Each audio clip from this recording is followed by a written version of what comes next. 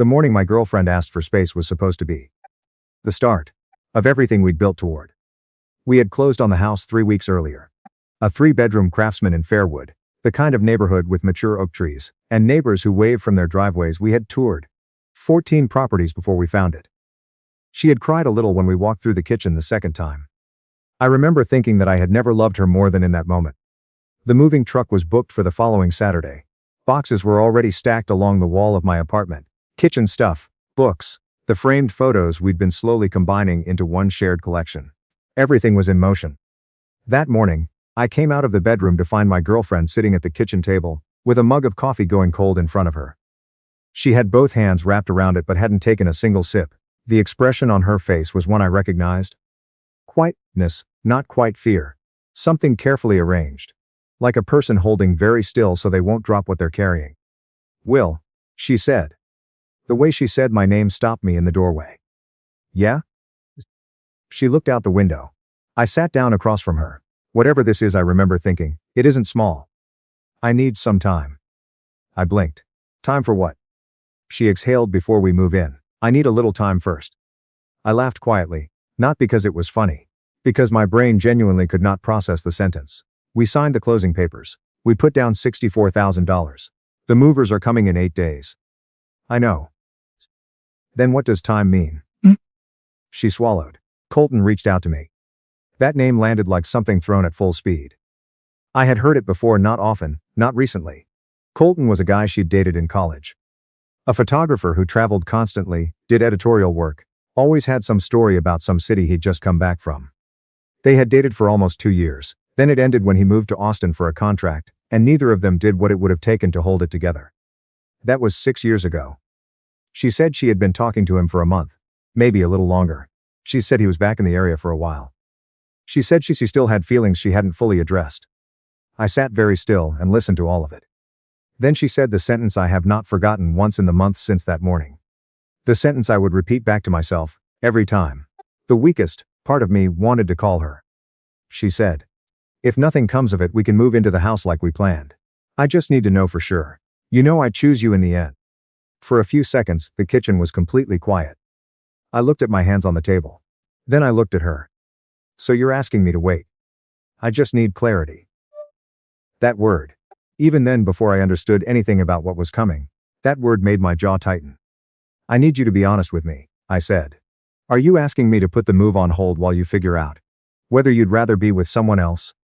She flinched. "It's not like that." "That's exactly what that is." "Will." "No. I want you to hear yourself." Her eyes filled. "I'm not trying to hurt you." "But you are." She looked down. "So. I want to move in together," she said.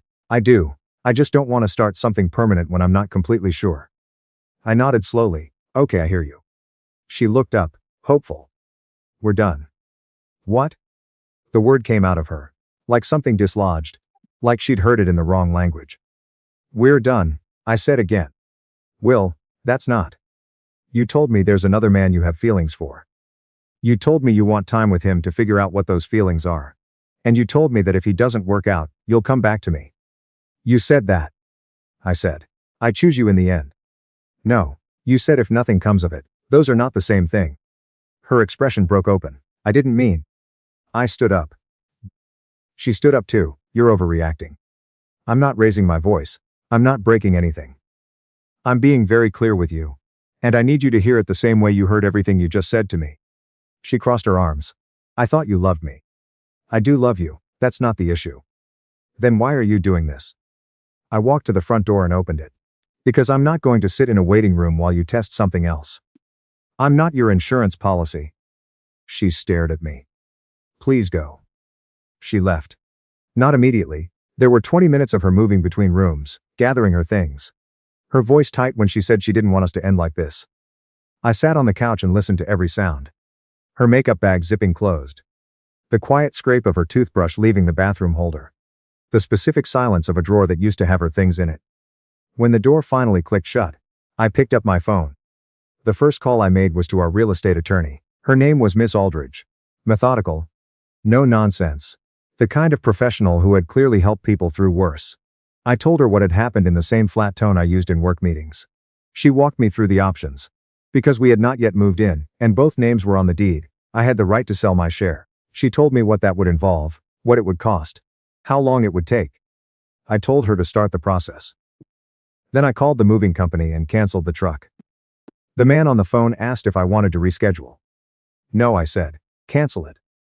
After that, I opened my laptop and went through every shared account. I removed my name from the joint savings we'd opened for house expenses. I moved my portion. Everything I had contributed toward the down payment, the closing costs, the inspection, the repair budget, into an account she couldn't access. Only what was mine, not a dollar more. By 4 p.m, I had also contacted the home insurance provider, the utility company scheduled to set up service in our names, and the 2 credit cards linked to the house account. I was not angry while I did any of this. I was methodical. There is a specific kind of clarity that only arrives after the worst possible thing has already happened. You stop trying to protect the future, because the future you were protecting no longer exists. What's left is just the next step, then the next. At 6:30 my phone rang, my sister. I answered. She didn't say hello. She said I heard what happened. Who told you? She called me, Sut. I leaned back against the couch. What did she say? She said you ended things. That she just asked for some time and you reacted badly. I closed my eyes. Did she mention Colton? A pause. Longer than it should have been. That pause told me everything. You knew. Will. You knew about Colton? Her voice dropped. She told me about 3 weeks ago. She asked me not to say anything. She said she needed to work it out on her own. Fast. I sat with that for a moment. My sister kept talking. She said she hadn't wanted to interfere. She said she assumed my girlfriend would come to her senses. She said she was sorry. She said a lot of things. I listened to all of it. Then I said very calmly, you made a choice. And that choice is going to have consequences for us too. Will, please. I'm not angry right now. But I'm not going to pretend this didn't happen. I hung up. The calls that followed came in waves. My mom, her mother, 2 friends from our shared circle, who had heard fragments of the story, filtered through whatever version my girlfriend had offered them. Every message carried the same shape. Don't make permanent decisions while you're emotional, give it time. She just needs clarity. You know she loves you. Clarity, that word again. That beautiful cowardly word people reach for. When they want permission to be selfish without naming it. I didn't respond to any of them. By Sunday evening I had drafted one message. Not emotional, not long. I sent it to the people in our shared circle, to her family, to anyone who would otherwise be waiting on information. We have ended our relationship. The house situation is being handled through our attorney. I appreciate your understanding, and ask that you respect my privacy. My phone lit up within minutes. I put it face down on the counter, and didn't touch it again until morning. The following weeks had a suspended quality to them. I went to work, I came home. I ate dinner at the kitchen table, and noticed how different the apartment sounded without her in it. Some nights I woke up at 2 or 3 in the morning, and couldn't get back to sleep. Not from crying. Just because the silence had a specific weight that takes time to stop feeling like absence. I was a structural engineer at a mid-sized firm. The kind of place where precision mattered more than personality. I had been there for 7 years, reliable and steady in the way people only notice when it changes. But in the weeks after she left, something shifted. I stopped leaving at 5. I took files home. I requested a project that 2 senior engineers had quietly passed on. A stalled mixed-use development in the River District, tangled in planning issues and contractor disputes that no one wanted to inherit. I didn't pass on it. I went into that project the way you go into anything when you have nowhere else to put your energy. Completely. 4 months later the development was back on schedule, and the client had signed a 3-year contract. My manager, a blunt-spoken woman named Harrington, who had been in the industry for 25 years, and did not waste words, called me into her office the morning the contract finalized. She looked at me for a moment before speaking. Whatever happened in your personal life, she said, lit something up in you. Don't lose that. She offered me a senior project lead position, real raise, more autonomy on the accounts I wanted. I said yes before she finished the sentence. When I got back to my desk, the first instinct I had was to text my girlfriend. 6 years of habit doesn't dissolve just because the reason for it does. But I caught myself. I called Tio instead. He picked up on the second ring. What? I got the senior lead position. A beat of silence, then about time, let's get dinner. That was Tio. My best friend since our 2nd year of college. The kind of person who shows up without being asked and says exactly what's needed and nothing more. When I first told him what had happened, he hadn't offered a speech. He had sat across from me at a bar near Midtown, listened to the whole thing without interrupting, and then said, "Good. You didn't deserve that. What are you ordering?" That was all I had needed. The real estate process concluded in the 8th week. Ms. Aldridge handled everything efficiently. My girlfriend bought out my share at full fair market value. Not a dollar under. I didn't negotiate against her. I didn't try to complicate the process. I just made sure I received exactly what I was owed and not 1 cent less. With that money, combined with what I had already saved, I put a down payment on a 1-bedroom condo on the 14th floor of a building downtown. Floor-to-ceiling windows, city view to the west. The kind of space that felt like starting from scratch, because that was precisely what it was. I painted every room over a long weekend. I bought furniture I actually liked without consulting anyone. I canceled every shared subscription and rebuilt from just what I wanted. It was mine, entirely mine. And there was a specific piece in that which I hadn't expected. Then, about 3 months after the split, her mother called. I almost didn't answer. But something, maybe just the need to close a door I'd been keeping cracked, made me pick up. She was careful with me, the way people are when they know they're approaching something fragile. She said she hoped I was doing well. She said she wasn't calling to cause trouble. Then she said her daughter wasn't doing well. I stayed quiet. She said Colton had ended things. That it had moved fast and then collapsed, just as quickly. That he had lied about his situation. His finances, where he was actually living, what his plans were. That she thought he had wanted to prove he could get her back, and then hadn't known what to do once he had. I said, "I'm sorry to hear that." She said, "I think she made a terrible mistake." I said, "I agree." She said, "She misses you." I looked out the window of my condo at the city 14 floors below. From up there everything looks smaller and cleaner. The distances between things start to make more sense. I said, "What she misses isn't me, it's what I represented. Stability. A future that didn't require gambling. She had that and she chose to test it against something else. That was her right. But the terms of that choice aren't something I'm willing to revisit." Her mother was quiet for a long moment. Then she said, "We all assumed you would come around eventually." That phrase, we all assumed, not hoped, not wondered, assumed. As if my patience were a structural feature. Load-bearing, reliable, something they could count on, regardless of what pressure was placed on it. I said, "I think that assumption is part of why we're here. Good night." And I hung up. A week later, Colton showed up at my office. I was coming back from a site review, still wearing my field jacket, when I saw him standing near the front desk. I recognized him from old photos. The type of person who performed confidence because they didn't have enough of the real thing, expensive sunglasses on his head indoors. Easy smile on a face that had never been told no, often enough. He extended his hand when he saw me. "Will, good to finally meet you in person."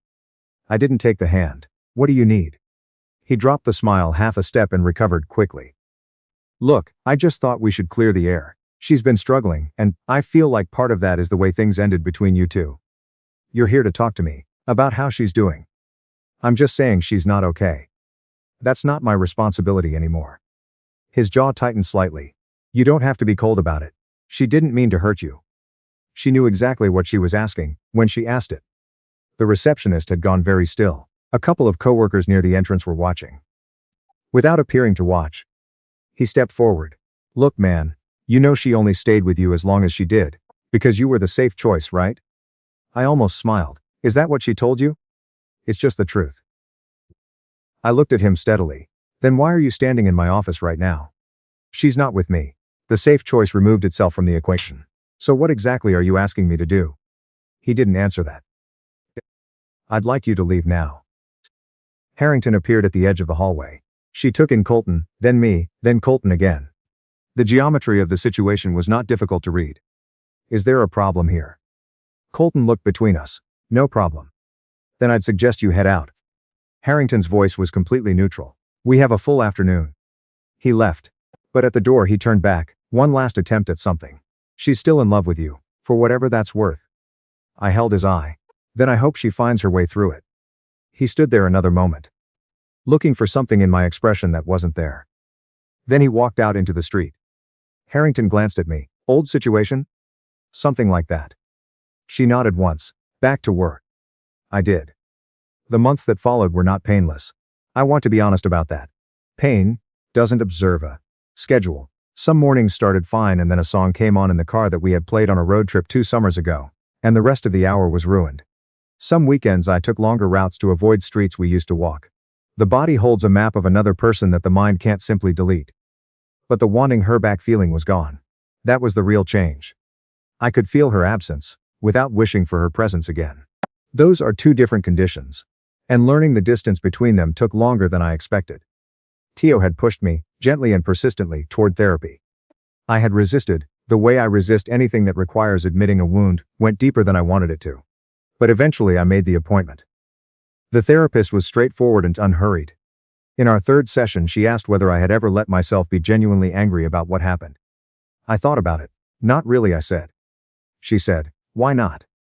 I said, because the moment I let myself be angry, was the moment I admitted how much it had gotten inside me. She wrote something in her notebook. Then she said, or maybe caring about something isn't the same as losing control of it. Maybe you confused those two things for a long time.